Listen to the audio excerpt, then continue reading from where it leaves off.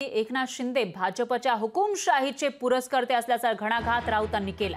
महाराष्ट्र लुटणाऱ्या टोळीचे ते पुरस्कर्ते आहेत असं राऊत म्हणतायत, तर एकनाथ शिंदेंनी आमच्यावर बोलू नये असं सुद्धा राऊतांनी म्हटलंय। श्रीकांत शिंदे हा तुमचा मुलगा नाही का असा सवाल राऊतांनी विचारलेला आहे। मुख्यमंत्री शिंदेंनी घराणेशाहीवरून टीका केलेली होती, त्यावर राऊतांनी हा टोला लगावलाय।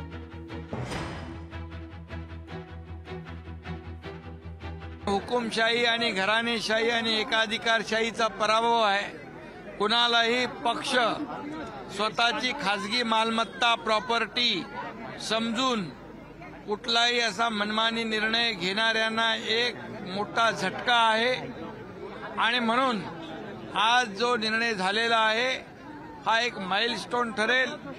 घराणेशाहीचा काय अंत झाला म्हणतात, मग श्रीकांत शिंदे त्यांचा मुलगा नाही का? सिद्ध करा नाही म्हणून। श्रीकांत शिंदेची ओळख त्यांच्या मतदारसंघामध्ये सुरुवातीच्या काळात माझा मुलगा म्हणूनच मत द्या मागितलं ना। काय योगदान होते त्यांच्या मुलाचं पक्षामध्ये आणि मतदारसंघात? हा, मग श्रीकांत शिंदे त्यांचा मुलगा नाहीये का? त्याने सांगावं नाही माझा मुलगा नाहीये। आणि भाजपमध्ये कोणाची मुलं काय आहेत घराणेशाही, काही आवरस असतील, काही अजून काय असतील, मला ते म्हणायचं नाही। पण श्रीकांत शिंदे हा तुमचा मुलगा नाही काय?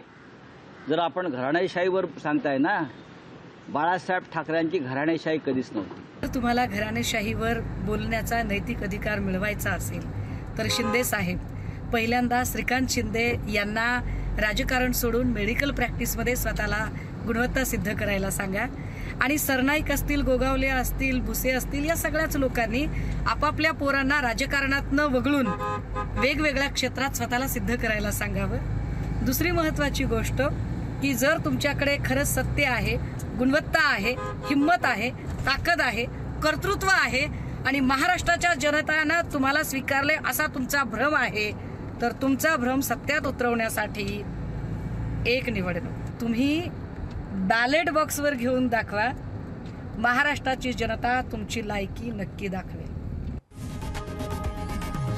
लोकशाही मराठी ऐका, पहा, जागरूक रहा।